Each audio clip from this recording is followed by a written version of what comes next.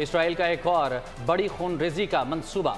फलस्तीन के अल-कुद्स अस्पताल को अगले 24 घंटों में निशाना बनाया जा सकता है।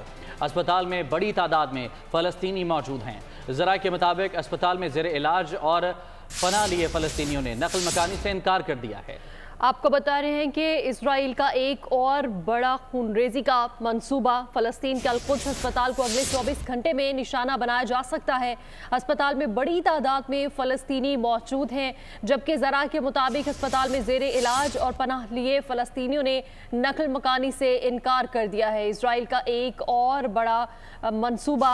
और आपको बताएं कि फ़लस्तीन के अल-कुद्स अस्पताल को अगले 24 घंटे में निशाना बनाया जा सकता है। अस्पताल में बड़ी तादाद में फ़लस्तीनी इस वक्त मौजूद हैं, जबकि ज़रा के मुताबिक अस्पताल में ज़ेर इलाज और पनाह लिए फ़लस्तीनियों ने नकल मकानी से भी इनकार कर दिया है।